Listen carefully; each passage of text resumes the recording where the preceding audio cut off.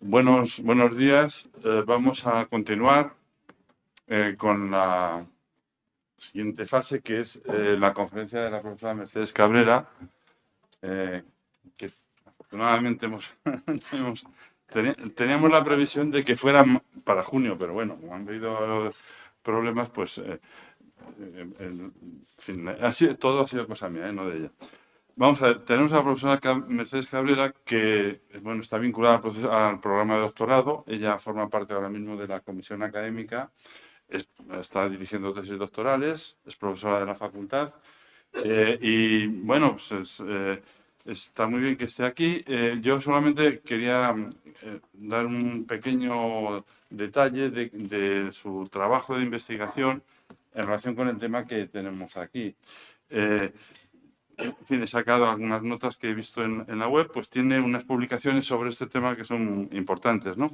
Tiene una publicación que es La patronal ante la Segunda República, Organizaciones y Estrategias. Esto se publicó en 1983. Posteriormente ha publicado La industria, la prensa y la política, Nicolás María de Urgoiti, en 1994. Más tarde ha publicado El poder de los empresarios, política y economía en la España contemporánea, 2002. Luego un estudio sobre Juan Marc en 2011 y finalmente otro estudio sobre Jesús de Polanco, capitán de empresas, en 2015. Es decir, que es un tema sobre el que tiene unos conocimientos muy sólidos y por tanto va a ser, yo creo que es muy interesante. Nada, le cedo la palabra para que haga una pequeña conferencia. Gracias. Pues muchas gracias, Manuel, por esta presentación que me facilita mucho porque es exactamente de lo que voy a hablar. O sea que ha sido una buena introducción. Estoy encantada de estar aquí. Es verdad que he sido cazada a lazo porque no estaba previsto hace más que unos días y entonces he decidido contar mi vida, que decía, había un programa en la tele, ¿no?, que se llamaba así de Cuente usted su vida, pues hace muchos años. Pues eso, voy a contar cuál ha sido mi trayectoria investigadora, porque creo que tiene sentido en la inauguración de un programa de doctorado, y porque quizá me permite llegar a un comentario final que me preocupa. De hecho, esta trayectoria investigadora, pues yo creo que como todas, arranca con la elaboración de la tesis doctoral y se va desarrollando a lo largo de preguntas que uno se va haciendo tanto sobre el tema sobre el que ha hecho la tesis doctoral, como al hilo del contexto, tanto del contexto teórico, metodológico del ámbito que se trabaja, como del contexto histórico que se vive. Yo creo que esto de la supuesta lejanía o neutralidad frente a lo que se vive en la elaboración de un trabajo de investigación, sobre todo si se trata de una investigación en ciencias sociales, no solamente es una utopía, sino que creo que no es bueno, y que es imprescindible reconocer la importancia del contexto que se vive para entender por qué uno decide investigar sobre qué y cómo, ¿no? Bueno, en mi caso, como ha dicho Manuel, todo arrancó con una tesis doctoral que hice hace más o menos medio siglo. En los años 70, en España vivíamos el final de la dictadura de Franco y el inicio de la transición. Eso es lo que me pilló investigando para la tesis doctoral. Y en aquel entonces lo que nos preocupaba a muchos era evidentemente cómo había llegado España a una dictadura que había durado 40 años después de la frustración de una experiencia democrática en la Segunda República. Mi tema de tesis me lo sugirió un profesor de la facultad con el que yo había dado clase en cuarto de carrera y con el que trabajé durante mucho tiempo, Antonio Elorza, y me propuso hacer una investigación sobre los años de la República desde una perspectiva poco visitada, ¿no? Casi todo el que investigaba entonces sobre la Segunda República Española investigaba, digamos, sobre las izquierdas y sobre las organizaciones obreras, mientras que yo decidí hacerlo sobre los otros, es decir, sobre los empresarios y los patronos. Bueno, ese fue el tema de mi tesis doctoral. Efectivamente, la patronal ante la Segunda República, y de ahí nació esta preocupación por este tema de la conferencia de hoy, empresarios y políticos, que en realidad ha sido el hilo conductor de mi trayectoria investigadora a partir de ese momento. El momento inicial, como digo, era un periodo histórico muy concreto. Ya siento, yo no sé, creo que por allá hay sitio. Y si acaso se pueden sentar también por aquí. ¿Eh? Aquí hay un sitio.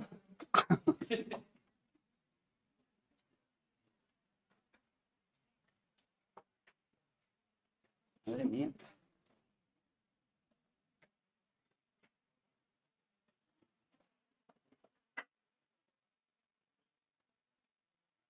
Ah, son de secretaria.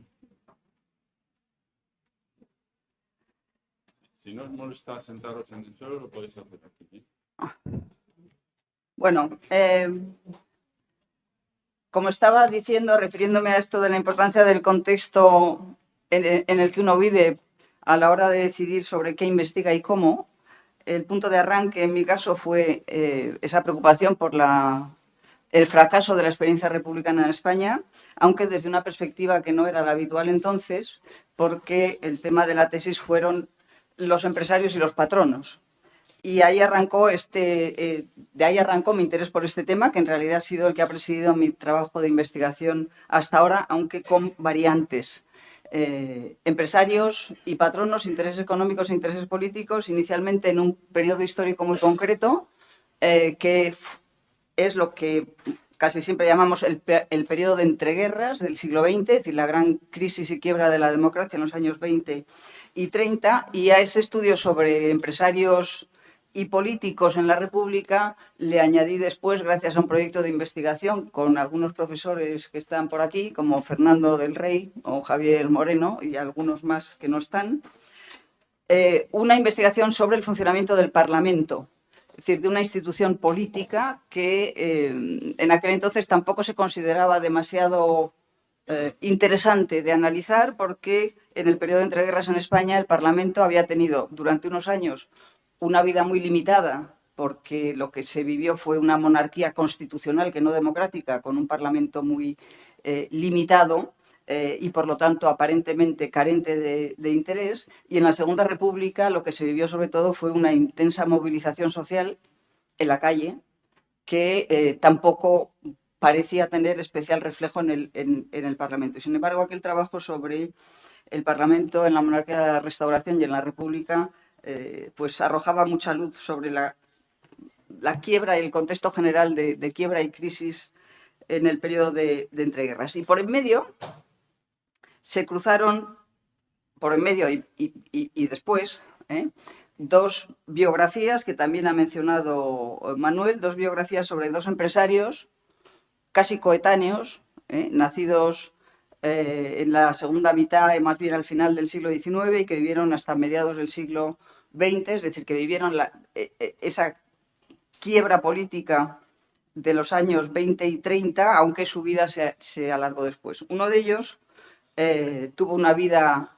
dura y con un final bastante más duro todavía, y el otro tuvo una vida aparentemente de éxito, porque se convirtió en el hombre más rico de España. Uno de ellos, el primero, se llamaba efectivamente Nicolás María de Urgoiti, era un empresario papelero que creó el gran trust de la prensa, de la industria del papel, pero que además fundó un periódico en 1917 que se llamó El Sol, un periódico que a él le gustaba calificar de periódico moderno, en contraste con una prensa en aquel momento, 1917, estamos hablando de los años de la Primera Guerra Mundial, en la cual, pensaba Urgoiti, la mayor parte de la prensa española era una prensa de partido, es decir, periódicos que publicaban los distintos partidos políticos, o incluso de facciones personales en defensa de intereses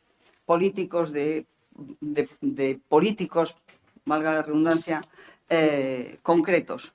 La prensa en aquel momento, quizá la imagen de Urgoiti era un poco caricaturesca, porque es verdad que también hubo ejemplos de lo que podríamos llamar periódicos modernos o periódicos de empresa, como los llamaba Unamuno con bastante tono despectivo, porque consideraba que un periódico convertido en una empresa o en un negocio era una contradicción en los términos,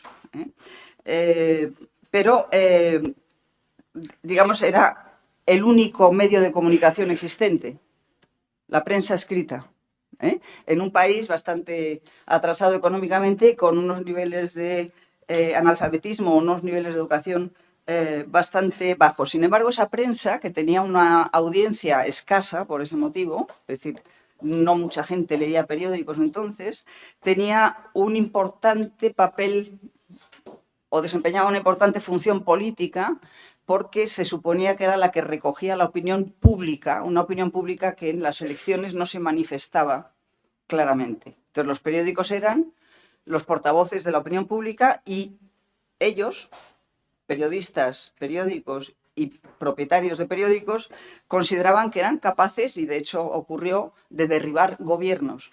Era por lo tanto una prensa escasa en audiencia, pero con un poder político relevante y al mismo tiempo muy dependiente de las decisiones de los gobiernos, porque al no tener una gran audiencia vivían fundamentalmente de decisiones políticas, por ejemplo, del precio del papel.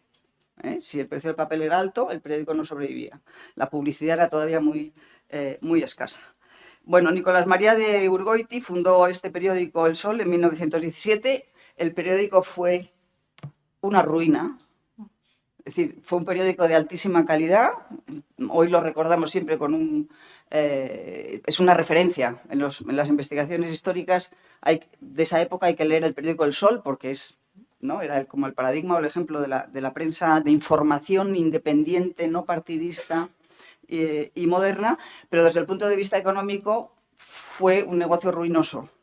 Y eso llevó a Urgoiti a tener muchas contradicciones entre sus intereses empresariales como empresario del papel y sus intereses como fundador y de hecho inspirador del periódico El Sol, hasta el punto de que ese enfrentamiento acabó con Urgoiti perdiendo su periódico en vísperas de la proclamación de la Segunda República, que era en ese momento su gran esperanza política, porque Urgoiti era un empresario modernizador, no era un empresario precisamente conservador.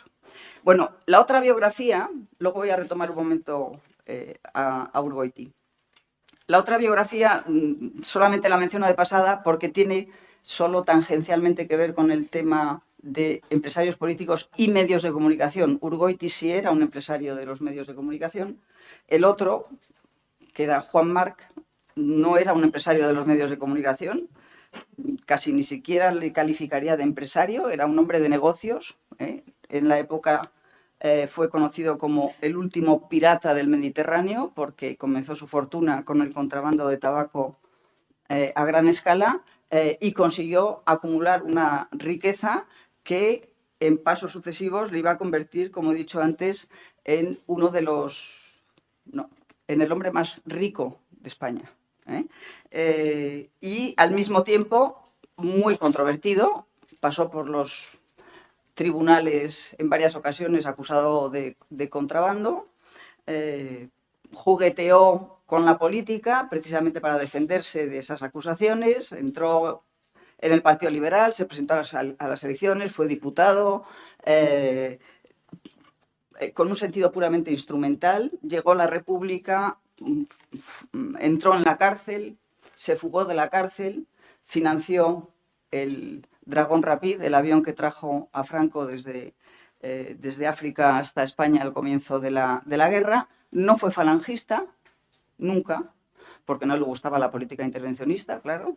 No fue falangista, fue monárquico, lo cual no le impidió tener buenas relaciones con el régimen de Franco, suficientes para su último gran negocio político, que fue quedarse con una gran empresa que se llamaba la Barcelona Traction. Bueno, ¿por qué mencionó a Juan March? Porque Juan March era muy consciente de la importancia de la prensa. De hecho, en algún momento en el que se sintió especialmente perseguido como contrabandista y acusado como contrabandista, decidió que debía entrar en política para defenderse, también fundó un periódico en la isla de Mallorca, que es de donde era él, un periódico, también un periódico moderno. March no era un conservador, de ninguna de las maneras, es decir, se le puede considerar lo que se quiera, ¿no? Un reaccionario, un financiador de la guerra civil, pero no era un conservador. Y el periódico que fundó, que duró un tiempo en la isla de Mallorca, era un periódico equiparable al Sol, es decir, desde el punto de vista de la calidad informativa. Bueno, seguía, por lo tanto, yo aquí he dicho al principio que iba a contar mi vida y es lo que estoy haciendo, al hilo de las investigaciones, claro. La elaboración de 2 biografías me permitía enfocar el tema de las relaciones entre economía y política, entre empresarios y políticos, de una manera distinta como lo había hecho hasta entonces. Y también de una manera distinta, aunque algo tuvo que ver, con la elaboración de ese otro libro que también ha citado Manuel, que escribí con Fernando del Rey, que está ahí sentado, que se llamó El poder de los empresarios, política y economía en la España contemporánea. Aquello fue como un larguísimo recorrido desde 1875 hasta el año 2000 de cómo se habían relacionado mutuamente los intereses económicos y los intereses políticos. En aquel momento, Fernando y yo adoptamos lo que el sociólogo Víctor Pérez Díaz había llamado esa idea de instrumentación recíproca, ¿no? De intereses económicos e intereses políticos, en el sentido de que partíamos de la base de que los intereses de empresarios, intereses económicos de los empresarios y los intereses de los políticos obedecían a lógicas dispares que podían coincidir o no, o que podían incluso enfrentarse en determinados momentos. Era un poco el hilo conductor de aquella investigación. Bueno, con ese libro mi horizonte temporal se extendió y se extendió todavía más con la investigación para una nueva biografía, en este caso, como también ha mencionado Manuel, sobre Jesús Polanco. Nicolás Urgoiti, en su época, fue un personaje muy conocido, muy combatido, muy discutido. Evidentemente, cuando yo hice la biografía de Urgoiti, nadie se acordaba de quién era Urgoiti, ¿no? Jesús Polanco también fue un personaje muy conocido, muy discutido, muy criticado. Cuando yo escribí la biografía, la gente todavía se acordaba de él, pero probablemente ahora casi nadie se acuerde de él o empieza a ser olvidado.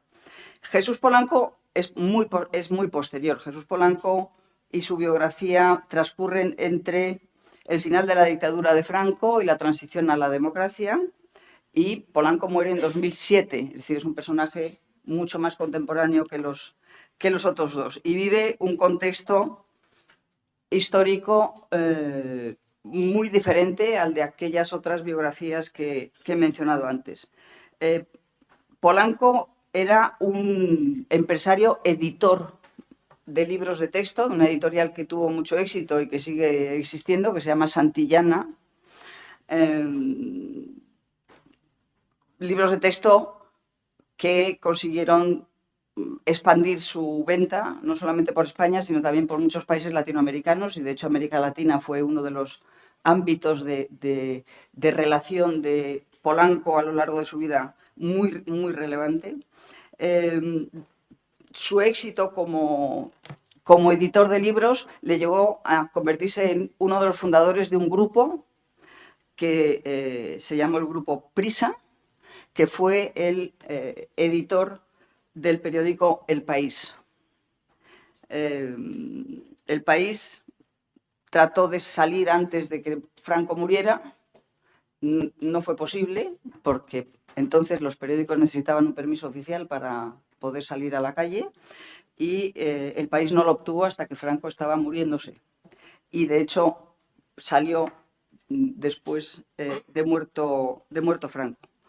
El País tuvo un éxito casi inmediato, un éxito que podríamos llamar político, ¿no? El filósofo López Aranguren lo llamó el intelectual colectivo de la transición a la democracia, pero fue también un gran éxito económico como negocio.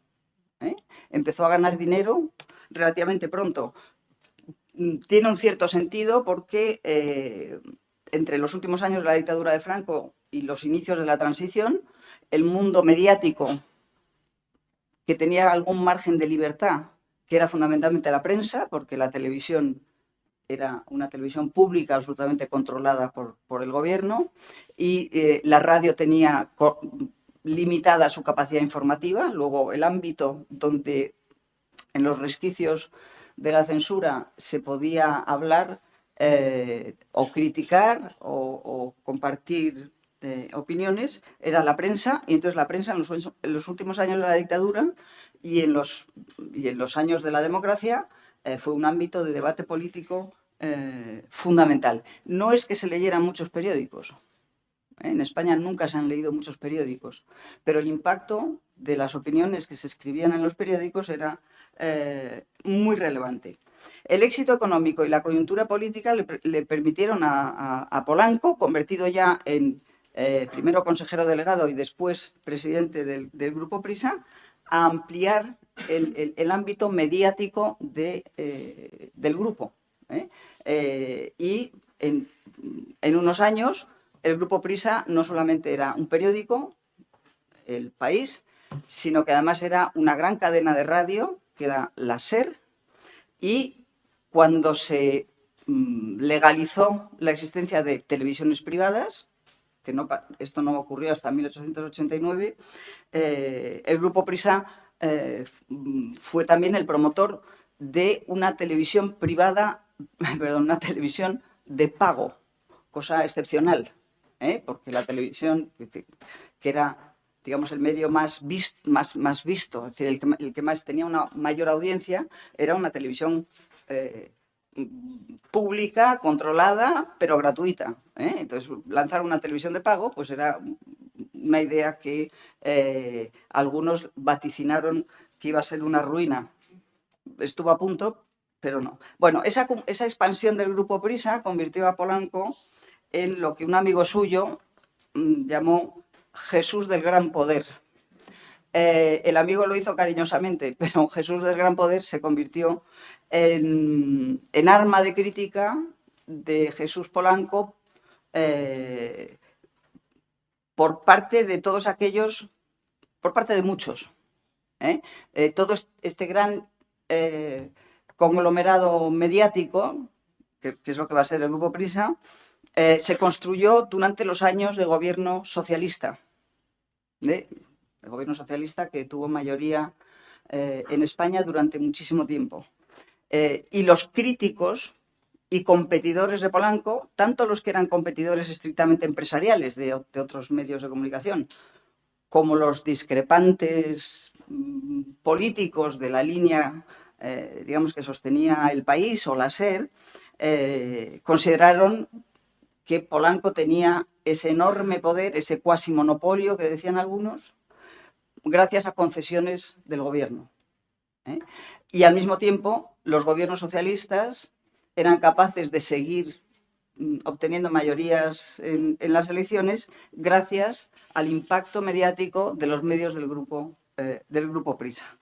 Eso fue así hasta tal punto que la última legislatura de Felipe González, del socialista Felipe González, entre 1993 y 1996, pasó después a llamarse la legislatura de la crispación, una cosa que ahora no suena mucho, pero que en aquellos años ya tuvo digamos, un desarrollo relevante, sobre todo en el mundo de los medios.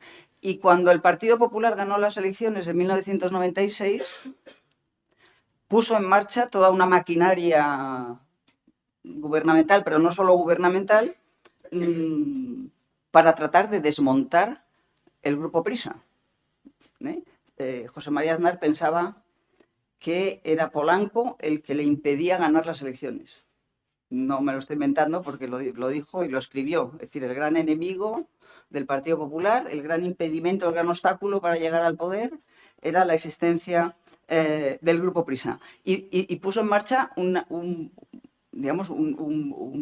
proceso de persecución desde el gobierno de un grupo, en principio, empresarial privado, que estuvo a punto de acabar con Polanco en la cárcel, aunque al finalmente no ocurrió. Bueno, si volvemos a Urgoiti un momento y luego saltamos otra vez a Polanco, no hay más remedio que entender que estamos hablando de mundos y contextos muy diferentes. En el mundo de Nicolás Urgoiti, como he dicho, la prensa era el único medio de comunicación, la prensa escrita. Su poder era el que era, importante pero al mismo tiempo débil. En los tiempos de Polanco, el mundo mediático es mucho más complejo. De hecho, digamos, el liderazgo en la comunicación lo ejercía la televisión pública inicialmente, luego la televisión pública y las televisiones privadas que se ponen en marcha. Los ciudadanos españoles sobre todo veían televisión y oían la radio, seguían leyendo muy pocos periódicos. Sin embargo, el protagonismo de los periódicos escritos, de la prensa escrita, seguía siendo mucho más relevante de lo que su audiencia efectiva, física, representaba. El contexto de Polanco es, como digo, radicalmente distinto. Es una España que se ha modernizado económicamente, que se ha urbanizado, con clases medias, niveles de educación mucho más altos, pero que había sufrido, en relación con los medios de comunicación, un parón en su evolución, digamos, que fue el parón de la dictadura franquista. Es decir, la dictadura de Franco llega en un momento en el que la prensa estaba empezando a modernizarse, estaba empezando a existir una prensa de información general independiente en el país.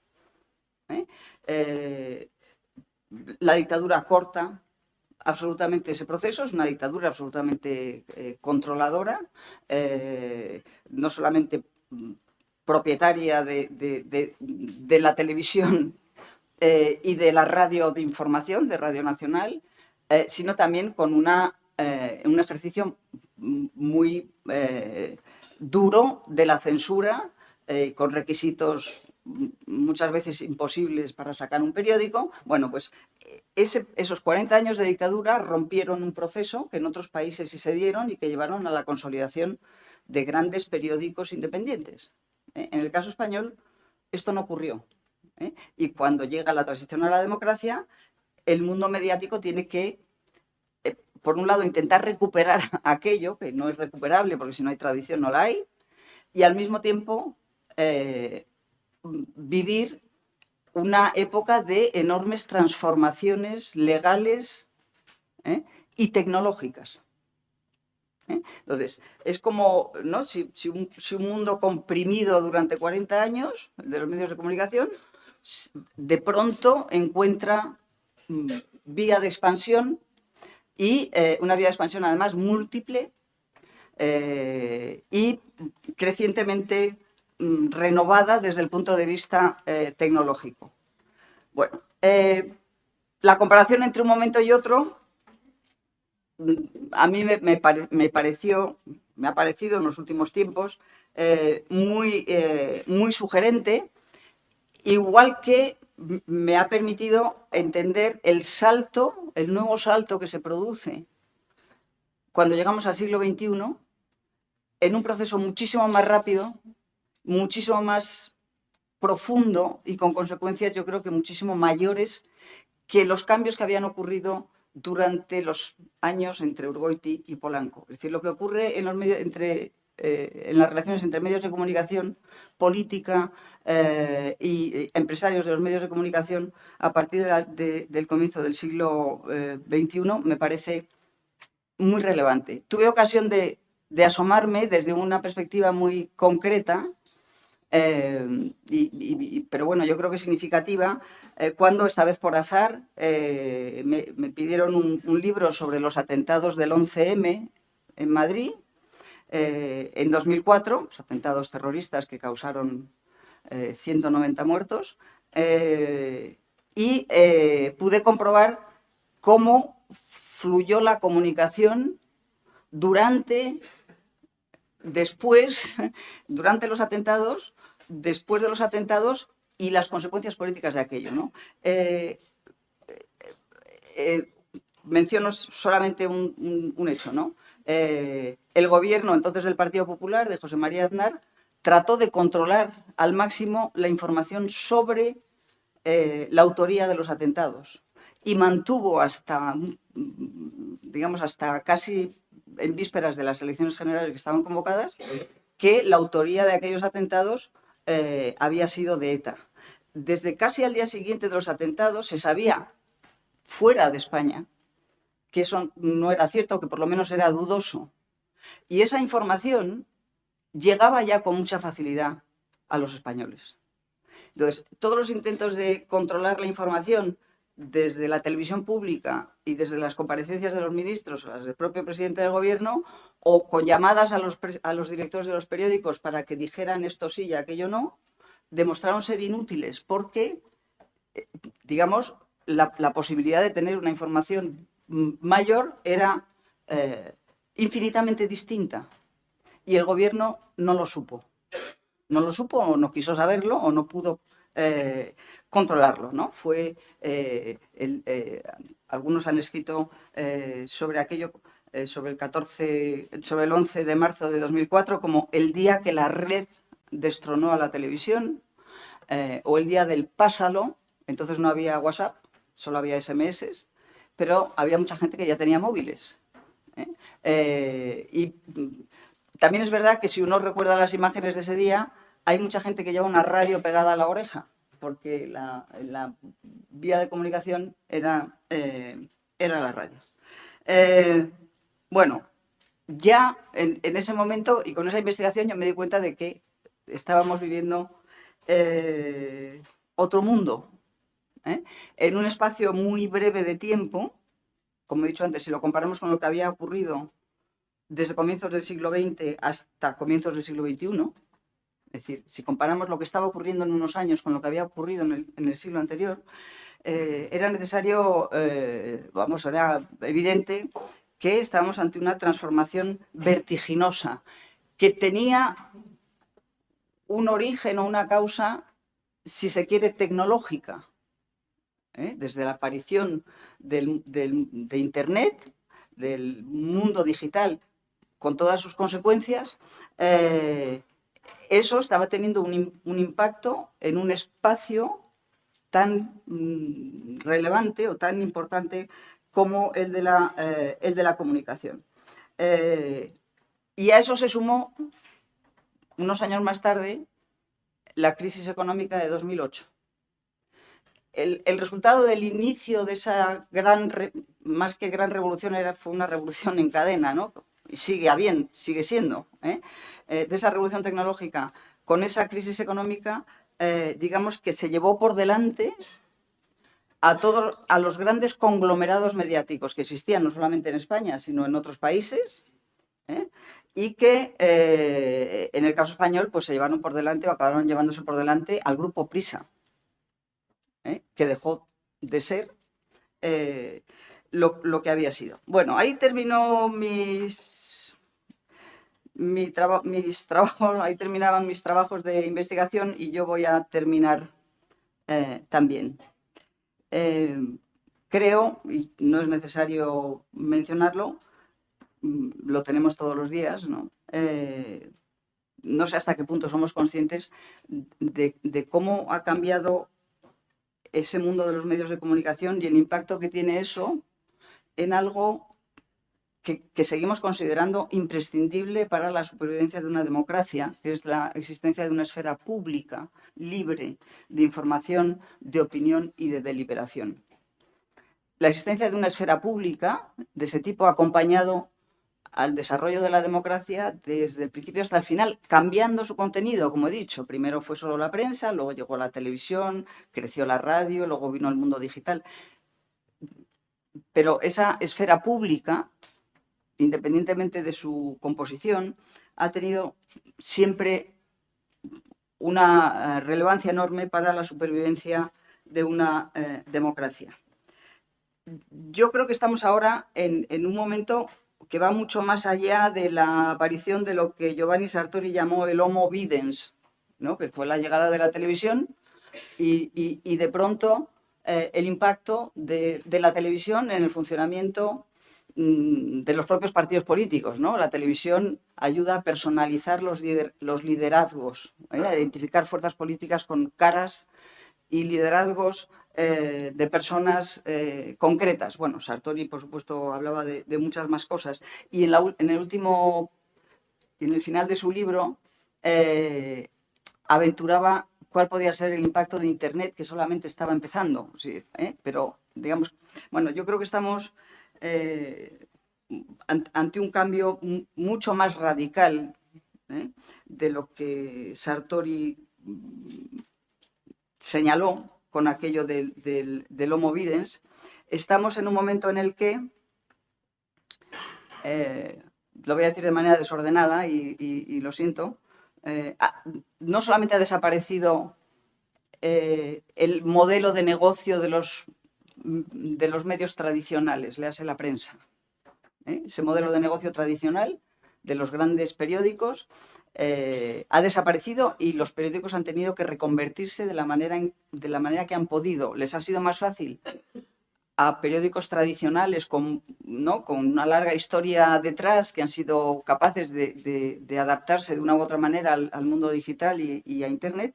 Les ha sido más difícil a periódicos, digamos, menos consolidados. Pero el modelo tradicional de periódico dejó de existir ya hace unos años y como todos sabemos, bueno, pues ha habido un proceso de acomodación, ¿no? de la prensa al mundo digital con mayor o menor éxito. Pero más allá de eso, no solamente ha cambiado necesariamente el modelo de negocio y por lo tanto el tipo de empresarios, sino que los medios de comunicación actualmente, voy a generalizar, pero hay excepciones, tienen un empresario detrás que no conocemos. En los medios tradicionales, los periódicos tradicionales, se sabía quiénes eran los propietarios. Se identificaba a los directores, se conocían los periodistas más relevantes. Hoy no sabemos, ¿no? quiénes son los propietarios de muchos de los medios de comunicación, ¿no?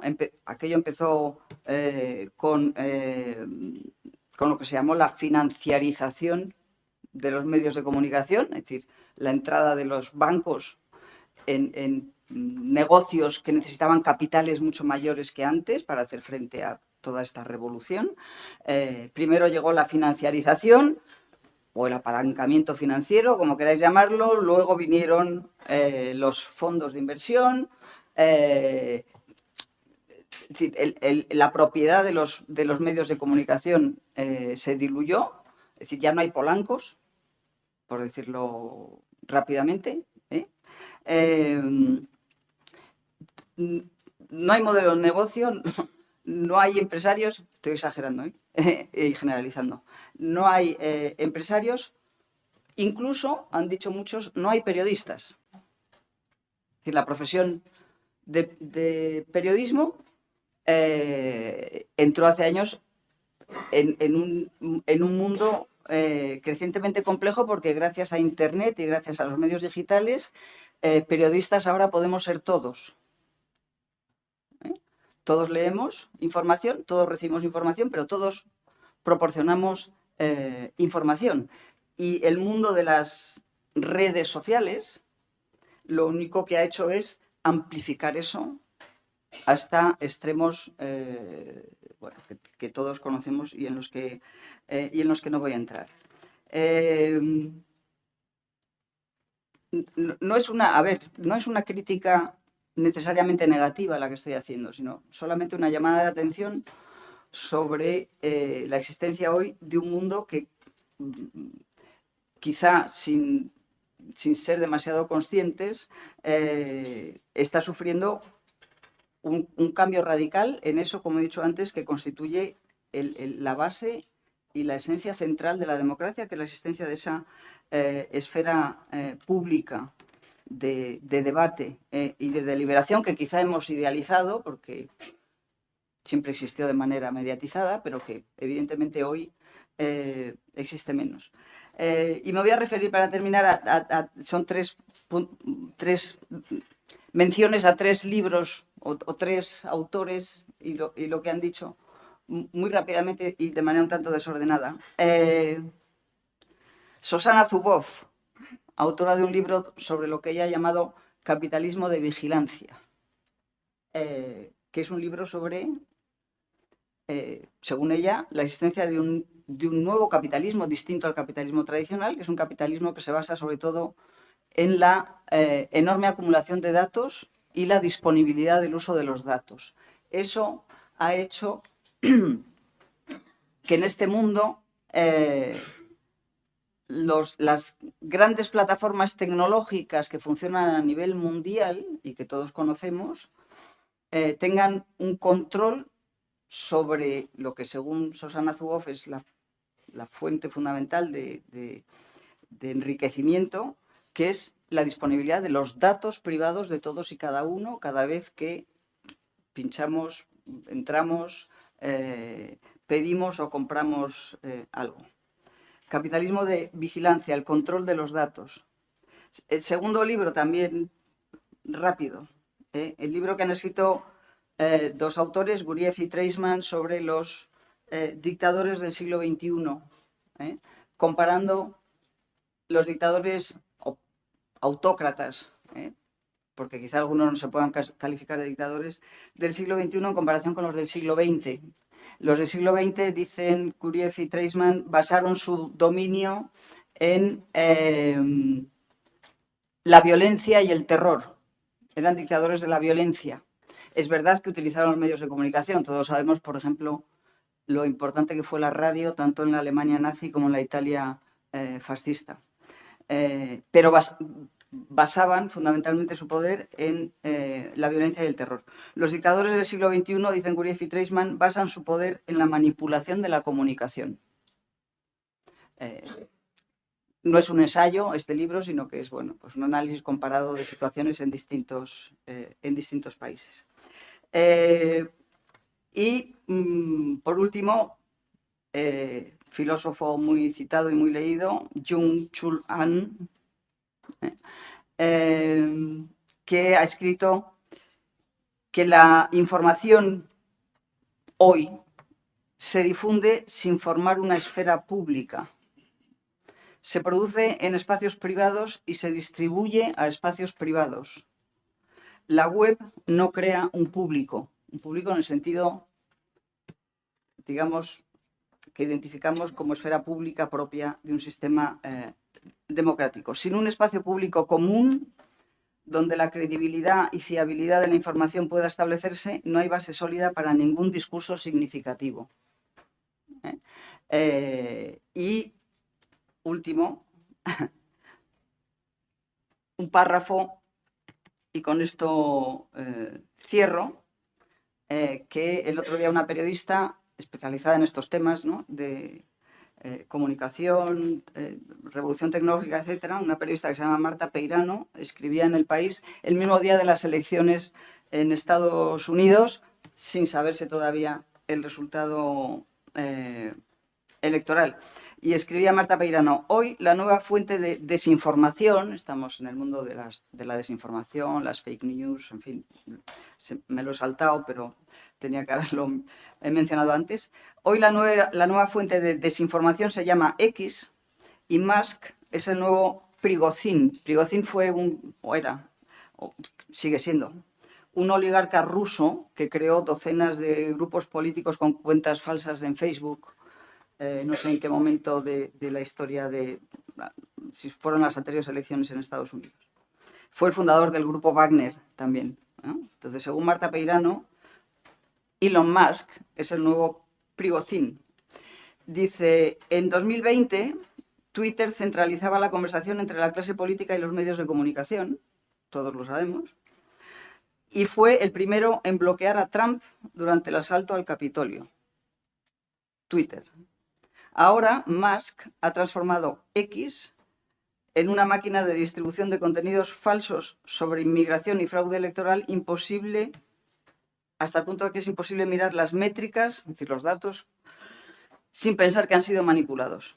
Dice, pero la diferencia más importante, termina Marta Peirano, es que somos tan conscientes de la inundación de noticias falsas que nos cuesta creer los hechos incluso cuando ocurren de verdad. Bueno, es un final un poco trágico. Y solamente una llamada de atención sobre un tema que, como digo, a mí me ha preocupado y ocupado en mi trayectoria investigadora y que quizá por eso, ¿no?, de formación profesional, cuando uno hace un recorrido histórico largo y compara la velocidad del cambio y el contenido de los cambios a lo largo de un siglo y luego ve cómo se concentra un nuevo cambio tan radical en un espacio de tiempo muy corto, pues al final uno decide que tiene que seguir investigando. Gracias. Muchas gracias.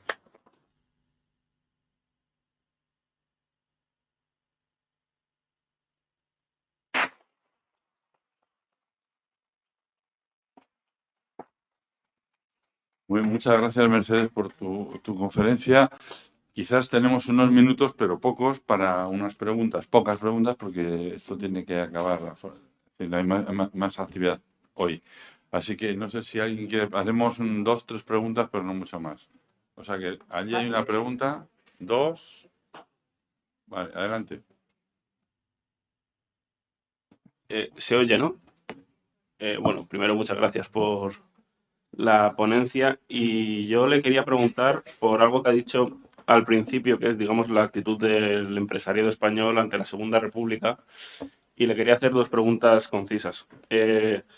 La primera, si nota algún tipo de uniformidad, digamos, en la actitud del empresariado a nivel general en Europa, en ese periodo que podríamos llamar de entreguerras, en la que algunas democracias quiebran, otras no.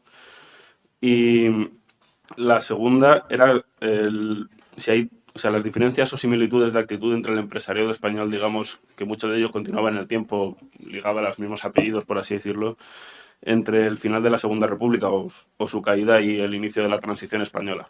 Muchas gracias. Vamos con la otra pregunta. Hola, buenas tardes ya. Gracias por haber compartido esta historia de vida a través de tus investigaciones. De verdad es muy interesante y mi pregunta va en el mismo camino, queriendo conocer tal vez otro aspecto de cómo has combinado tu carrera como investigadora con funciones, digamos, más profesionales o de servicio público. Y al principio tú mencionabas que de alguna manera tu investigación de doctorado marca este camino de investigación. Entonces también quisiera complementar esta pregunta en cuanto a cómo tus investigaciones alimentan ese trabajo más profesional o de servicio público. Gracias. Bueno, y damos oportunidad a ver si hay alguien más. Bien, pues con esto yo creo. Vale, pues muchas gracias por las preguntas. Si he entendido bien, las primeras tienen que ver con la estructura empresarial y las características del empresariado español en los años de entreguerras en comparación con los existentes en otros países, si las actitudes eran las mismas o no. ¿Era esto? Sí, vale. A ver, una cosa son las actitudes y otra cosa es la situación a la que responden. Es decir, la España de los años 30 es una España que está recortando distancias desde el punto de vista del desarrollo económico con otros países europeos, pero tiene todavía un nivel de atraso relevante y un nivel de industrialización, por ejemplo, también escaso o atrasado, muy concentrado en determinadas regiones, y un mundo rural tremendamente importante todavía. Eso quiere decir que comparar las actitudes, cuando estoy hablando de empresarios en los años 30 en España, estoy hablando, y esto fue, digamos, la conclusión fundamental de mi tesis, estoy hablando de un mundo que no tiene nada de homogéneo, sino que es tremendamente complejo. Y muchas veces hablamos de empresario y metemos en el mismo saco a los grandes bancos y a los pequeños, las actividades incluso todavía casi gremiales, o a los grandes propietarios de latifundios y los propietarios de pequeñas parcelas de tierra. Entonces, habría que matizar, ¿eh? Lo que sí es cierto es que hay y yo creo que esto también es trasladable a otros países europeos de la época, un temor a un contexto que se considera amenazado de desorden, anarquía y revolución. Es decir, el conflicto, cuando se desencadena y en la medida en que se desencadena, provoca en los sectores empresariales, entendidos, digamos, en su conjunto, reacciones que no se dan en contextos menos conflictivos y que pueden desembocar en actitudes de rechazo. De todas maneras, cuando yo terminé la tesis, ahora tendría que volver al tema, porque se ha escrito mucho y se ha investigado mucho desde entonces sobre ese mundo y yo no he vuelto a investigar sobre él, pero digamos que no, los empresarios no arriesgan, ¿eh?